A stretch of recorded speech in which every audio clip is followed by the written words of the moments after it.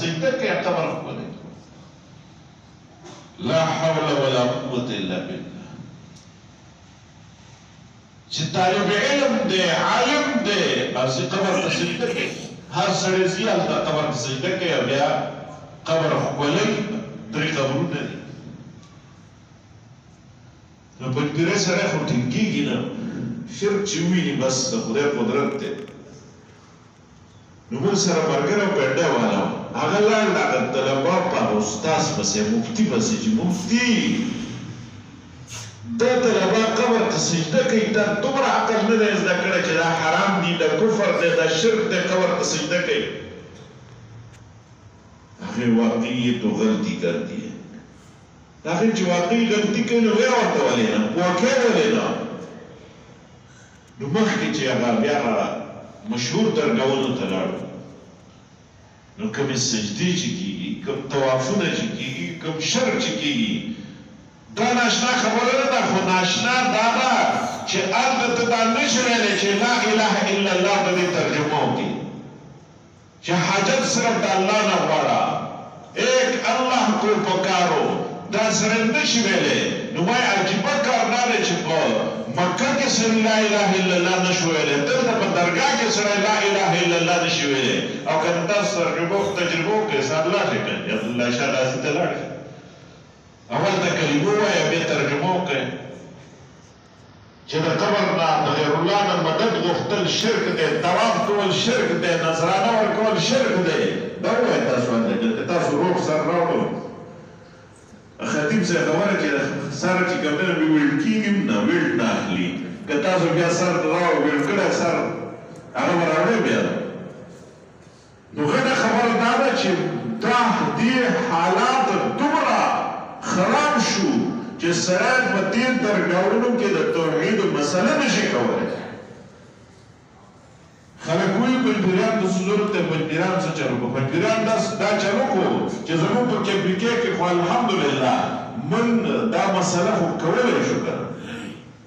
دیوانه بابا ته لاړو موږ دیوانه بابا پیر بابا کې ګنیریان دوی نو زنانه ناستې وې هلته زنګوټۍ غوندې زنګوله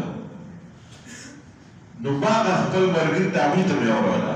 باید دومره ناپوه دي دا خلک چې الله یې پرېښی ده د مخلوق نه غواړي برچي ورکړم بیا خو الله دی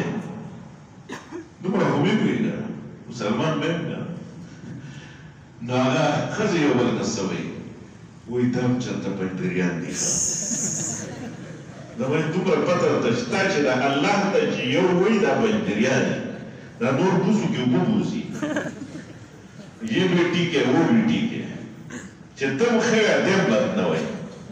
نو دومره دا چې الحمدلله چې سړی پنځپیری نو بوسو کې اوبه نه بوځي توحید مسله دا کوي او ښه په بانګېدلو باندې کوي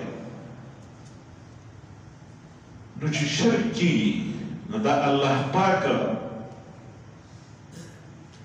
مهرباني به څنګه وشي رحمت به څنګه نازل شي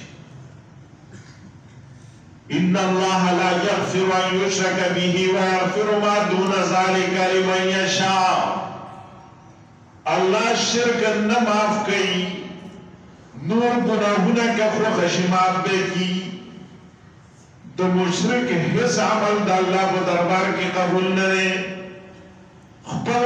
حبیب ته الله پاک ویل لئن اشرکت لیحبطن عملک که پیغمبره که شرک دے اس عمل برباد کم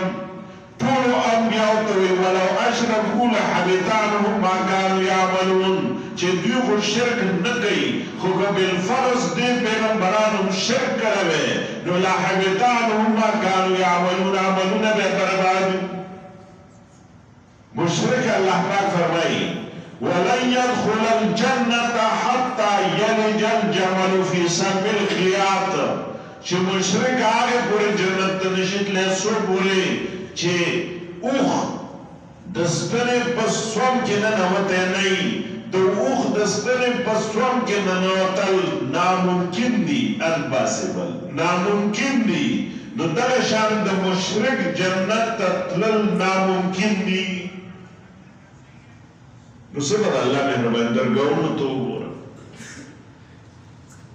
دې منډه پیر ته یو ځل تللی